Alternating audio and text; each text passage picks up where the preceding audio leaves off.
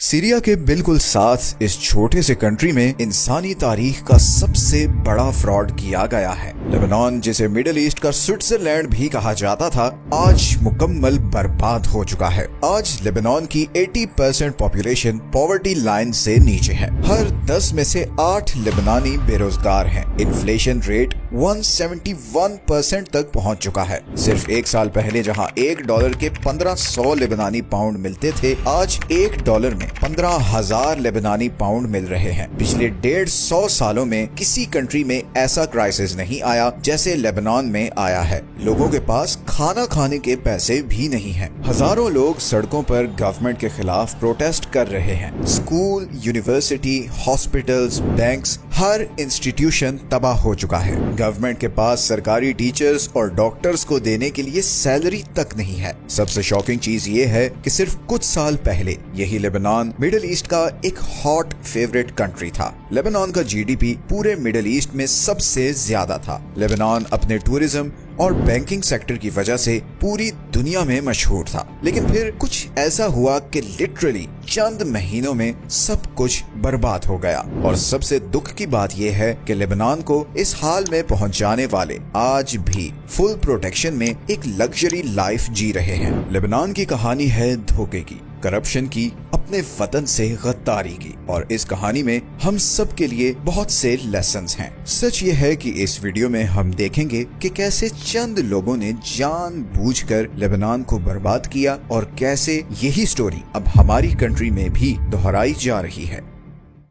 ये कहानी शुरू होती है 1975 में, जब लेबनान में एक बहुत जबरदस्त सिविल वॉर शुरू हो गई। ये सिविल वॉर मुख्तलिफ रिलीजियस और पॉलिटिकल ग्रुप्स के दरमियान थी और हर ग्रुप को फॉरेन कंट्रीज सपोर्ट कर रही थी। किसी ग्रुप को ईरान, किसी ग्रुप को सीरिया और किसी ग्रुप को इसराइल सपोर्ट कर रहा था। 15 साल जारी रहने वाली इस वॉर में 1.5 लाख लोग मारे गए और 10 लाख से ज्यादा लोगों को लेबनान छोड़कर जाना पड़ा। आखिरकार 1999 में सब ग्रुप्स मिलकर बैठे और एक एग्रीमेंट किया जिसका नाम था ताइफ एग्रीमेंट। इस एग्रीमेंट के मुताबिक लेबनान में अमन लाने के लिए हर ग्रुप के लोगों को लेबनान की गवर्नमेंट में हिस्सा दिया गया। किसी को हेल्थ मिनिस्ट्री दी गई, किसी ग्रुप को एनर्जी सेक्टर, किसी को फाइनेंस मिनिस्ट्री और किसी को लॉ एंड ऑर्डर की मिनिस्ट्री दी गई। तो बेसिकली वही लोग जो पिछले 15 साल से लेबनान में खून बहा रहे थे, उन्हीं के हाथ में सारी पावर और कंट्रोल दे दिया गया। लेकिन क्योंकि एक लंबी सिविल वॉर के बाद पहली बार एक स्टेबल गवर्नमेंट बनी थी,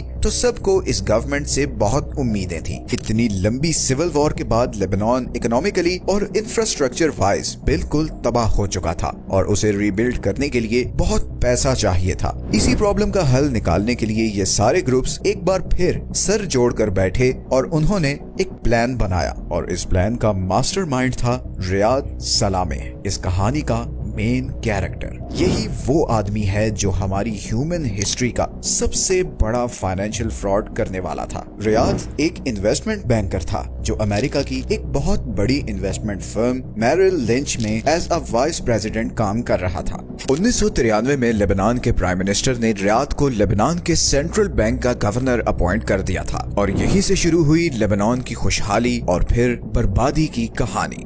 रियाद को लाने का सिर्फ एक मकसद था कि वो लेबनानी गवर्नमेंट के लिए ढेर सारा पैसा अरेंज करे और उसका एक ही तरीका था और वो था फॉरेन लोन्स। अब रियाद क्योंकि बैंकर था तो उसे IMF, वर्ल्ड बैंक और इस जैसे दूसरे फाइनेंशियल इंस्टीट्यूशन से लोन्स लेने का बहुत एक्सपीरियंस था। वो जानता था कि इन इंस्टीट्यूशन से लोन लेने के लिए आपको अपने कंट्री की फाइनेंशियल सिचुएशन को बड़ा स्टेबल दिखाना होता है और ये इमेज क्रिएट करने के दो सबसे बेस्ट तरीके हैं। एक है आर्टिफिशियल करेंसी वैल्यूएशन और दूसरा है high return on investment. Riyadh ने सबसे पहले लेबनानी पाउंड का रेट $1 के बदले 1500 लेबनानी पाउंड पर फिक्स कर दिया। मतलब जो मर्जी हो जाए, लेबनीज गवर्नमेंट $1 के बदले आपको 1500 लेबनानी पाउंड ही देगी। एक स्टेबल करेंसी बड़ी अट्रैक्टिव चीज होती है बिकॉज उसका मतलब होता है कि ये कंट्री बड़ा स्टेबल है, कुछ भी हो जाए यहाँ पड़े हुए पैसे की वैल्यू डाउन नहीं होगी। इसी चीज ने IMF और दूसरे इंस्टीट्यूशंस को कन्विंस किया और उन्होंने मिलियंस ऑफ डॉलर्स के लोन और एड लेबनान को देने शुरू कर दी।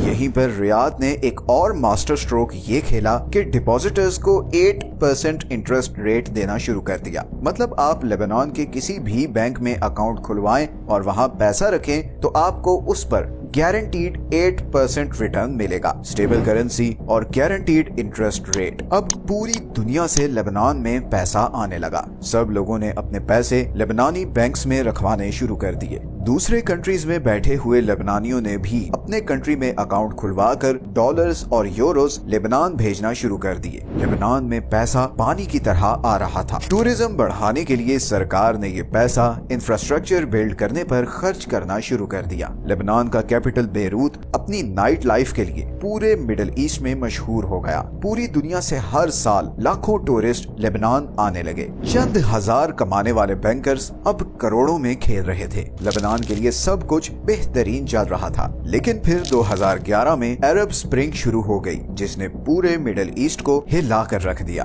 अब लेबनान को मिलने वाली एड इस स्प्रिंग से मुतासिर होने वाले कंट्रीज को जाने लगी। लेबनान को मिलने वाली एड का शेयर अब सीरिया, अल्जीरिया, यमन और लीबिया को जाने लगा। सिर्फ यही नहीं, बल्कि इसी अरब स्प्रिंग के साथ सीरिया में एक जबरदस्त सिविल वॉर भी शुरू हो गई और 15 लाख सीरियंस रेफ्यूजीज बनकर लेबनान में आ गए। लेबनान की इकोनॉमी पर एक बहुत बड़ा बोझ आ गया था। रियाद सलामेह की बनाई हुई फाइनेंशियल स्कीम अंडर थ्रेट थी, क्योंकि अब फॉरेन इन्वेस्टर्स लेबनान में पैसा भेजते हुए डर रहे थे। और इसका तोड़ करने के लिए रियाद ने जो किया वो पूरी बैंकिंग हिस्ट्री में कभी नहीं हुआ था। रियाद ने एक पॉलिसी अनाउंस की कि गवर्नमेंट ट्रेजरीज खरीदने वाले लोकल बैंक्स को 40% और उन बैंक्स में पैसा रखने वाले लोगों को 15% रिटर्न मिलेगा। गवर्नमेंट ट्रेजरीज को ऐसे समझें जैसे आपने गवर्नमेंट को लोन दिया है और उस लोन पर गवर्नमेंट आपको साल का 15% रिटर्न देगी। This was unbelievable. इतना इंटरेस्ट रेट पूरी दुनिया में कहीं नहीं होता।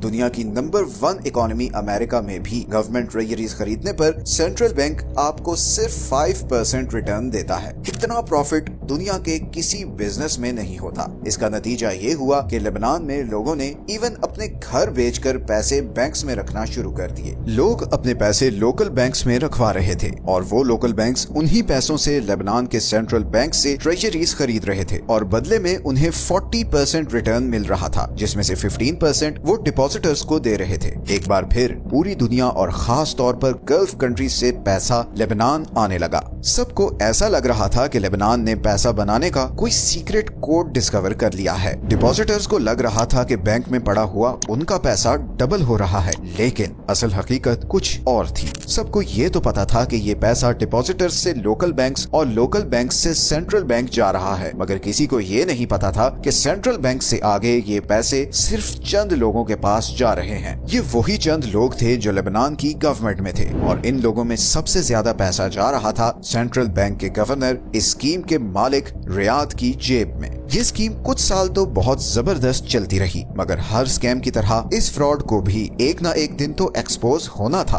और इस स्कैम के एक्सपोज होने का टाइम आया 2019 में, जब पहली बार लोगों को कुछ गड़बड़ महसूस होने लगी। अभी तक तो ज्यादातर लोग अपने अकाउंट से पैसा नहीं निकलवा रहे थे, बिकॉज हर किसी को 15% रिटर्न चाहिए था। तो अकाउंट स्टेटमेंट में तो बड़े बड़े अकाउंट बैलेंस आते थे, मगर जब भी कोई अपने बैंक से पैसे निकलवाने जाता तो बैंक वाले उसे इधर उधर घुमा देते। कभी उनको लालच दिया जाता कि अभी पैसा ना निकलवाएं, इंटरेस्ट रेट और बढ़ने वाला है। कभी उनसे बहुत क्वेश्चंस पूछे जाते और फिर कहा जाता कि आप नेक्स्ट वीक अपना पैसा निकलवा लें। तो आहिस्ता आहिस्ता लोगों को कुछ फिशी लगने लगा। लोगों ने अपने एक्सपीरियंसेस सोशल मीडिया पर शेयर करना शुरू किए और एकदम मार्केट में पैनिक फैल गई। लोग अपना पैसा निकलवाने के लिए बैंक्स की तरफ दौड़ पड़े। बैंक्स के बाहर लंबी लंबी लाइंस लग गईं, मगर कोई भी अपना कैश अपने ही बैंक अकाउंट से नहीं निकलवा पा रहा था। बैंक्स किसी को भी उसके बैंक बैलेंस का 30% से ज्यादा विड्रॉ नहीं करने दे रहे थे। लोगों में फ्रस्ट्रेशन और गुस्सा बढ़ने लगा। अब लोगों को अंदाजा होना शुरू हो चुका था कि उनके साथ बहुत बड़ा फ्रॉड हो चुका है। गवर्नमेंट के भी अब हाथ पैर फूल चुके थे। इसी परेशानी में गवर्नमेंट ने अक्टूबर 2019 में लेबनान में सबसे ज्यादा यूज की जाने वाली सोशल मीडिया ऐप व्हाट्सएप पर टैक्स लगा दिया और इसके बाद तो जैसे लोगों की पेशेंस की आखिरी लाइन क्रॉस हो गई। हर तरफ प्रोटेस्ट शुरू हो गए। लोगों के पास बैंक अकाउंट्स में करोड़ों पड़े थे मगर उनकी जेब में फूटी कोड़ी तक नहीं थी। लोग बैंक्स के दरवाजे तोड़कर अंदर घुस गए मगर वहाँ तो पैसा था ही नहीं। वो तो बहुत पहले ही ये सारा फ्रॉड करने वाले लेबनान से बाहर ले जा चुके थे। सिर्फ एक महीने में लेबनान की इकोनॉमी टोटल कोलैप्स कर गई। लेबनीज करेंसी 6000% गिर गई। जहाँ $1 के 1500 लेबनीज पाउंड मिलते थे अब वहाँ $1 के 1 लाख लेबनीज पाउंड मिल रहे थे। सब फॉरेन इन्वेस्टर्स चंद हफ्तों में लेबनान से भाग गए और हाल ये हो गया कि लेबनान की सरकार के पास किसी भी गवर्नमेंट सर्वेंट को सैलरी देने के लिए भी कोई पैसा नहीं था। करेंसी डिवैल्यू होने की वजह से सब चीजों की प्राइसेस 1000% तक बढ़ गई। लोग अपनी पर्सनल चीजें लेकर सड़कों पर फिर रहे थे कि कोई उन्हें खरीदे तो वो उस पैसे से खाना लें, अपने बच्चों की स्कूल की फीस भरें, बिजली के बिल्स दें,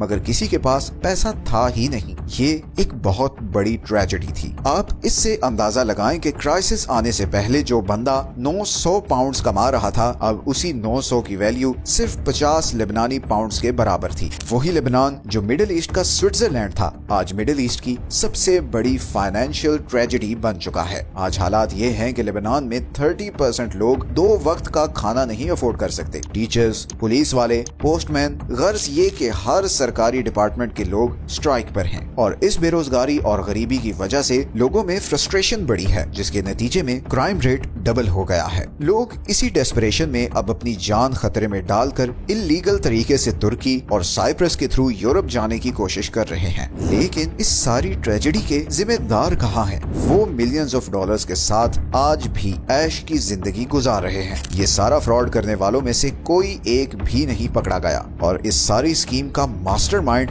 रियाद सलामे आज भी फुल प्रोटोकॉल और गार्ड्स के साथ लेबनान में ही रह रहा है। 2021 में लीक होने वाले डॉक्यूमेंट्स के मुताबिक रियाद ने इस सारे स्कैम से $300 मिलियन कमाए हैं जिनमें से ज्यादातर पैसा ऑफशोर बैंक अकाउंट्स में रखा गया है। अमीर कभी नहीं पकड़ा जाता। कानून की इस चक्की में गरीब और कमजोर को ही पिसना पड़ता है। लेबनान के साथ उसके अपनों ने, उसके पॉलिटिशियंस, उसके ब्यूरोक्रेट्स, उसके रिलीजियस लीडर्स, इन सब ने जो किया है वो अनबिलीवेबल है। लेकिन कहीं ना कहीं ऐसा लगता है कि हमारे कंट्री में भी ऐसी ही कोई कहानी ना दोहराई जा रही हो, जब कानून के रखवाले ही कानून की धज्जियां उड़ाने लगे, जब सड़क पर फल बेचने वाले रेडी वाले से लेकर अरबों की बिल्डिंग में बैठे हुए बिजनेसमैन तक हर कोई करप्शन के कीचड़ में गिरा हुआ हो, तो बेहतरी की उम्मीद लगाना बेवकूफी होती है। हमारे बड़ों और हमारे सारे एजुकेशनल इंस्टीट्यूशंस को सिर्फ और सिर्फ एक काम करना है और वो है